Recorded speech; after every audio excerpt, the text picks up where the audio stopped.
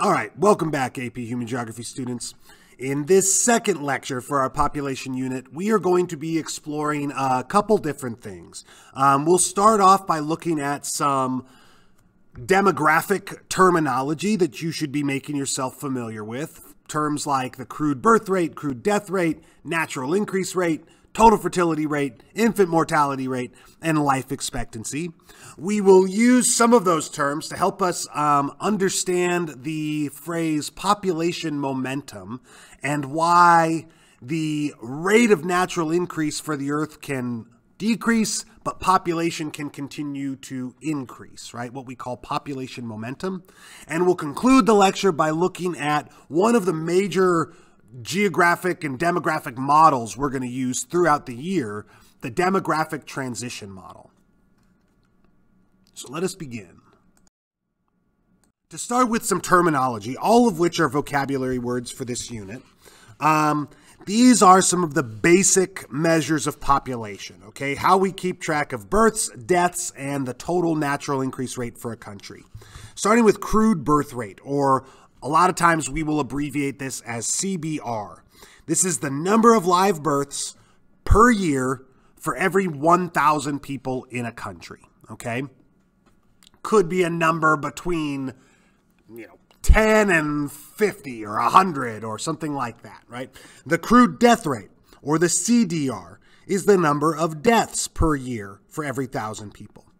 The natural increase rate, or the rate of natural increase, you might see either one, okay, so be prepared for that, combines these two statistics, okay? So you subtract the crude death rate from the crude birth rate, the total amount of deaths subtracted from the total live births that year, and that gives you a number that is often expressed as a percentage, the natural increase rate. So as I said before, these are some basics of demography, but they are also essential to our understanding of the demographic transition model in this same lecture.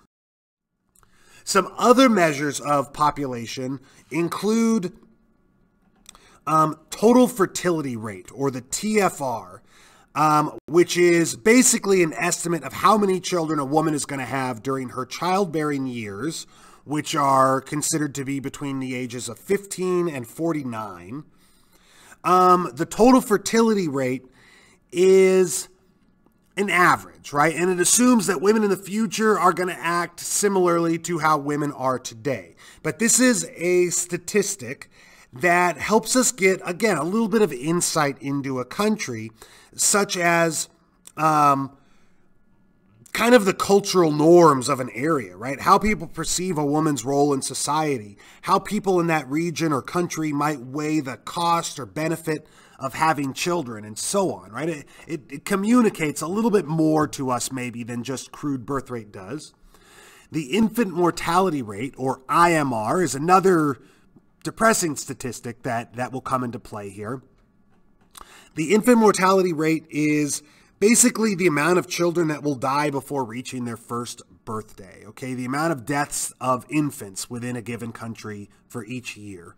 There's a similar statistic that's also very morbid, known as the child mortality rate, which looks at the people who will die before their 5th birthday, okay? But those are important statistics when it comes to calculating life expectancy, okay?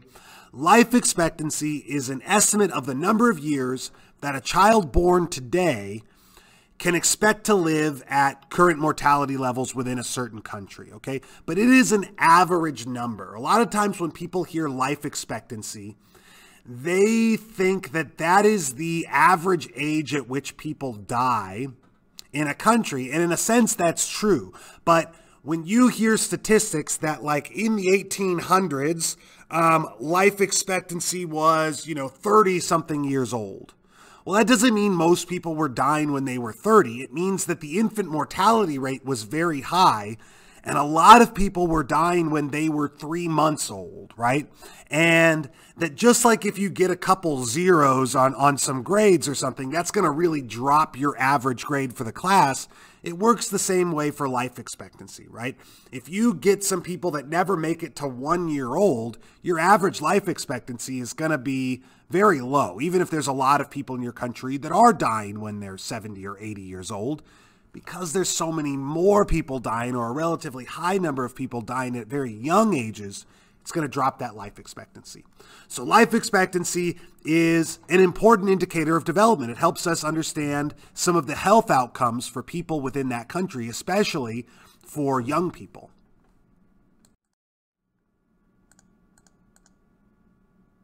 This brings us to the concept of population momentum and world population growth. If you take a minute to examine the chart in the top right of the slide here, you'll see that the natural increase rate for the world declined between the 1950s and the year 2000. All right, it dropped significantly. But if you look at the rate of population growth, right, the world population in billions, you'll see that even though the annual increase has held steady, even though the natural increase has declined, world population continues to grow at what seems to be a fairly similar rate. This is due to what demographers refer to as population momentum. And it can be difficult to understand, but it goes a little bit something like this, that basically population continues to increase because global population went from 2.5 billion to 6 billion during that same time period, which was about only 50 years, right? Way less than a typical lifetime. What that means is that people that were only children or infants when the natural increase rate first started to decline are reaching maturity and having children of their own today or in the last couple decades. So one thing that you have going on here is a larger generation of people, right? A people that are from a time when the natural increase rate was higher and families were typically bigger.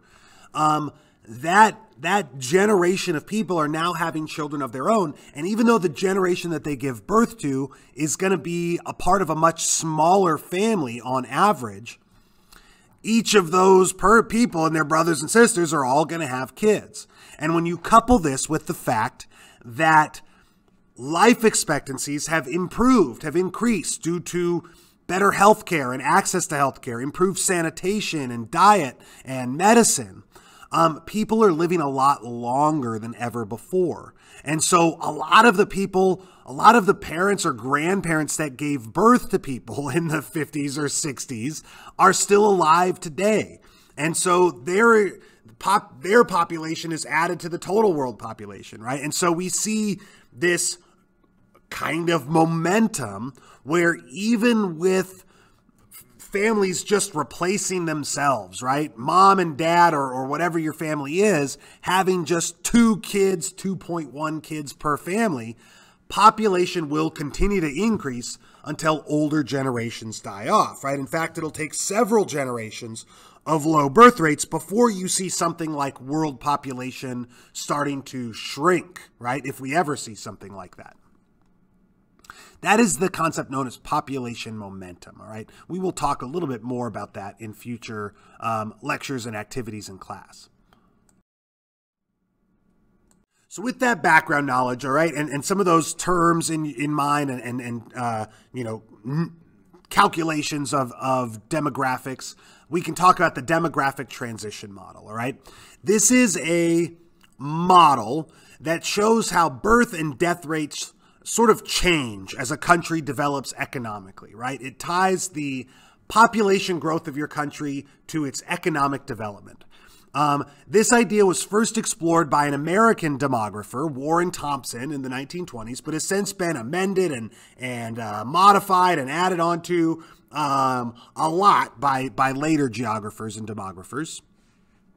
But in a nutshell, the demographic transition model proposes that birth and death rates change because of a couple things, right? Changes in the economic system, changes in information about health and people's access to good health care, changes in people's attitudes about family size or about women's roles in the workplace or opportunities for education. And we're going to look at all of those things in the coming slides here. I would ask you to prepare a space in your notes where you can do a little bit of sketching and try to sketch out a visual for yourself of the demographic transition model.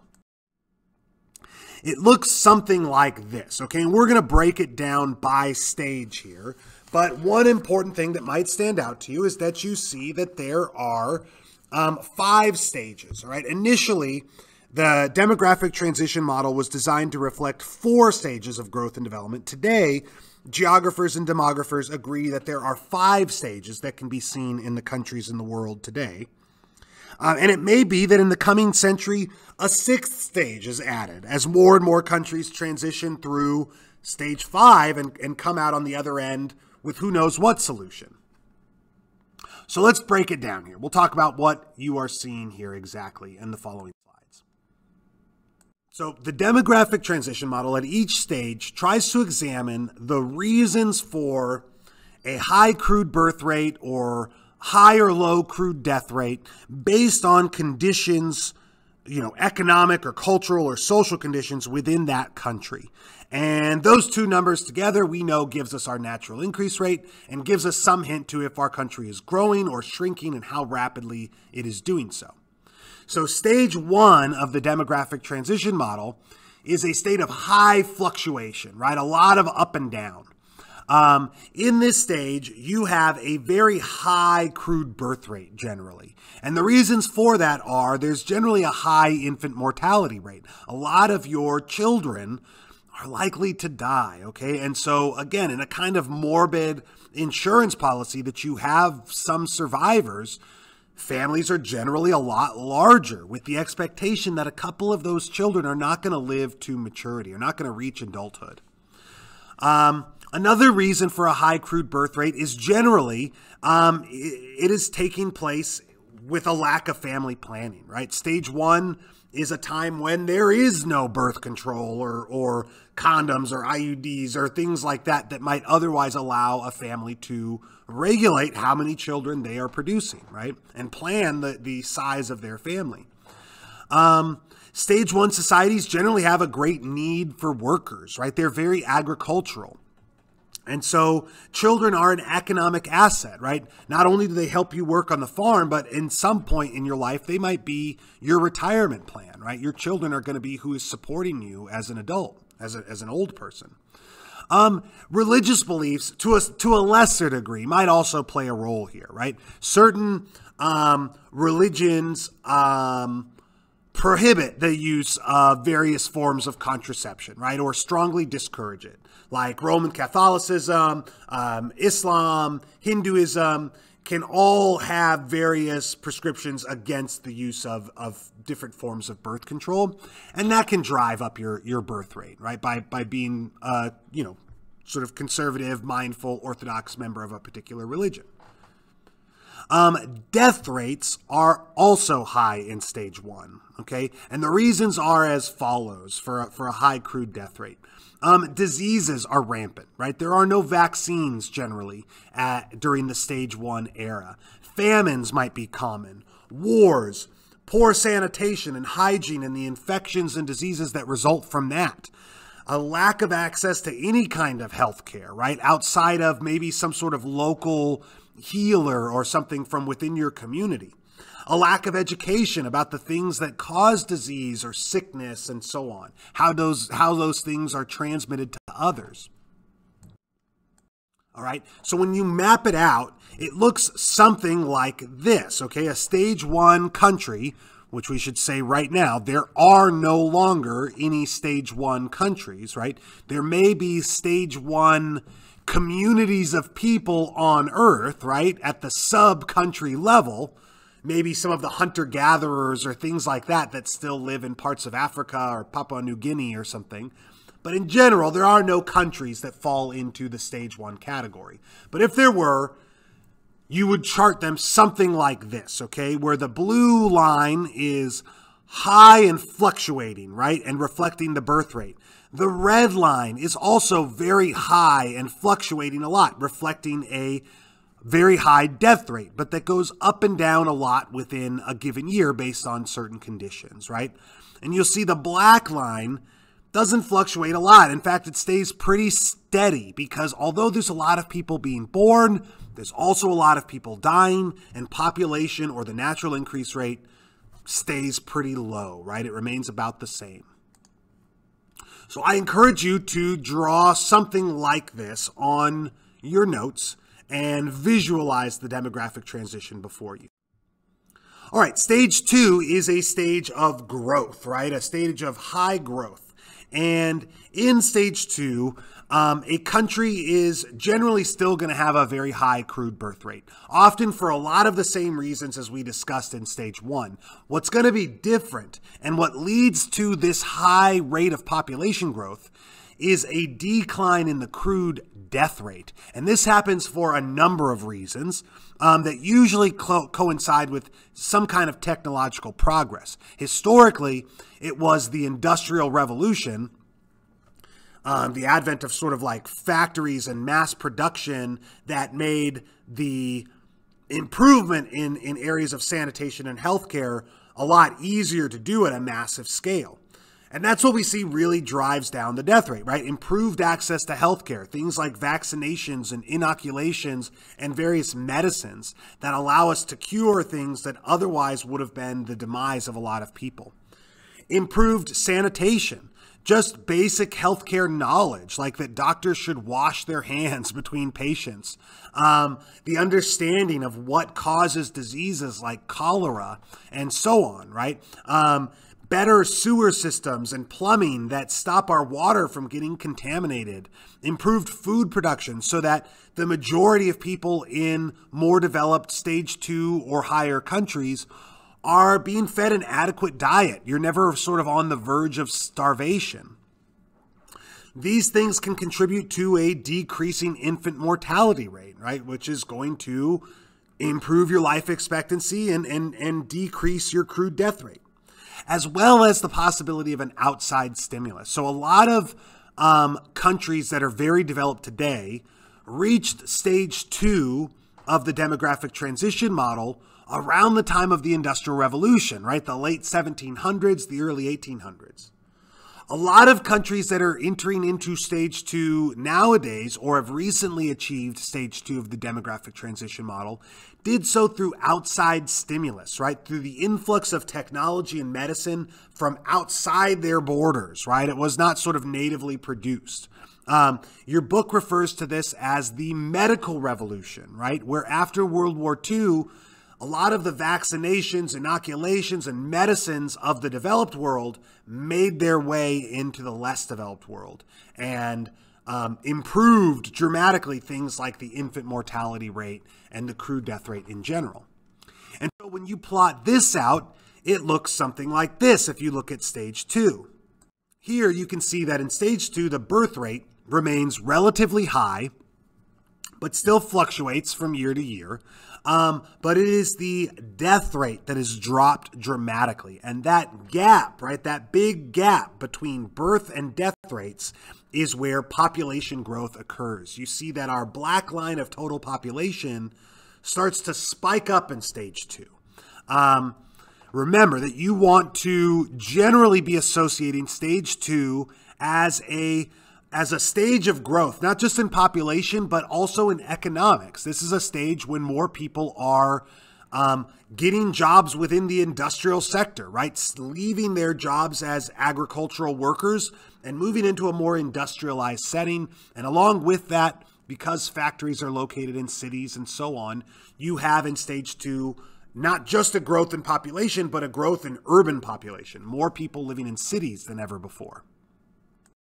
Stage 3 of the demographic transition model is still a growth stage. It is at the later end of the expanding period for a country, all right? But one of the things, the big thing that's happening in stage 3 is that the birth rate is starting to drop. And by the end of stage 3, the birth rate is going to be close to the death rate, all right? And we'll talk about that in stage 4. But some of the reasons that are bringing the birth rate down have to do with changes within that society. As it's gone through stage 2 and entered into stage 3, a lot of things have likely happened within that country that are going to affect this change in birth rate. One of the big things that occurs generally is a change in the status of women. There was an international conference in 1994 known as the Cairo Conference. And one of the major goals of this Cairo Conference in 94 was to discuss the growing world population and various ways that that might be managed. And one of the ideas that came to the front in this conference and was proposed, sometimes controversially, but that was proposed during this meeting, was that providing more opportunities for women, educational opportunities, career opportunities, was one of the most effective ways to rapidly lower the birth rate. That as women received more opportunities in the workplace, could advance their careers farther, as women were provided with more opportunities to attend and pursue schools and educations that would support their careers, they put off having children until later in life, right? And when they do, they had fewer. And that generally you see that the higher the status of women in a country, the fewer children in general they're going to have. Okay. One of the other things that's happening in a developed country that is in the midst of stage 3 is the widespread availability of family planning, right? Various kinds of contraception, condoms or birth control or surgical procedures or whatever it might be. But that kind of stuff becomes more widespread and easily available, right? You can get it at a family planning clinic, right? And things like that, often in a lot of states for free, depending on how that stuff is funded. So that becomes more ubiquitous, right? And it's very easy for a family to decide when they want to and when they do not want to have a child, right? And sort of control that through contraception. And obviously, you know, in that society, people believe that there is a kind of cost benefit to having fewer or more children, right? That you can maybe provide more for fewer children. There is in stage 3 a lower infant mortality rate, like we kind of saw happening in stage 2, due to improved access to healthcare and better healthcare, things like inoculations or vaccines and medicines that are able to treat illnesses that used to kill young children. Now they survive, and whether maybe that's improved sanitation of hospitals and doctors or improved diets of mothers and children, there is a much lower infant mortality rate in stage 3. And that brings down the crude birth rate because, remember, as we discussed in the previous stages, having lots of kids was a kind of insurance policy, right? One, your children are going to take care of you when they get older, so it's sort of a retirement plan. Two, a lot of the work in a stage 1 or even really in a stage 2 country is still pretty agricultural. And the more children you have as a farm family, that's more people to work the land, right? In this case, with fewer of those children dying, right, that you can rely that all of those kids are going to live to see adulthood, there's less incentive to have a whole lot of them, right? Because if you have 3 kids, probably all 3 of them are going to make it to adulthood now. There is in general also an increased standard of living, right? And maybe a slightly more expensive standard of living that goes along with that process of industrialization. Your country being able to mass produce consumer goods and employ people with wages where they can consume those goods. And again, the fewer children you have, the sort of higher of this standard of living you're going to be able to sort of achieve for your family.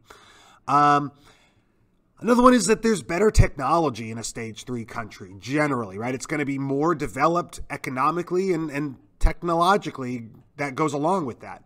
And this means that there's a lower demand for laborers in general, right? A lot of work is going to be automated or assisted by machinery where you don't need a bunch of people with shovels digging a trench, right? You're going to need 1 or 2 guys with a tractor or things like that, right? And so your economy just basically kind of gets to a point where it maybe cannot eat up all that excess population and employ everybody. So better technology kind of incentivizes a lower birth rate, right? Whether people are conscious of that as they have fewer children or not.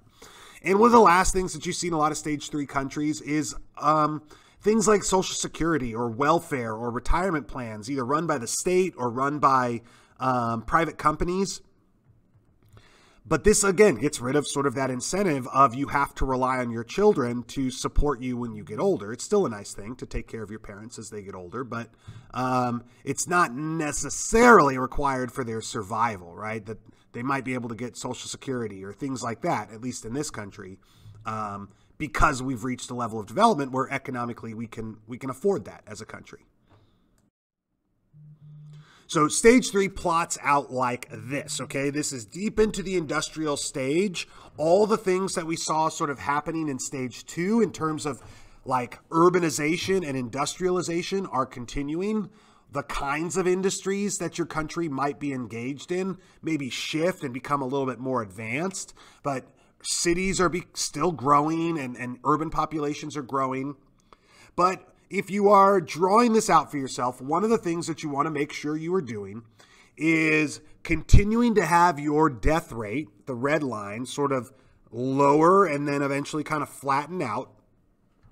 And your birth rate is going to start to drop dramatically, right? There is still a gap between births and deaths until stage 4. So they are not the same, right? Your births and your deaths don't match up during stage 3 until the very, very end. And you see that population continues to grow through stage 3. It is a growth stage, but you can see that it starts to level out a little bit towards the latter end of stage 3.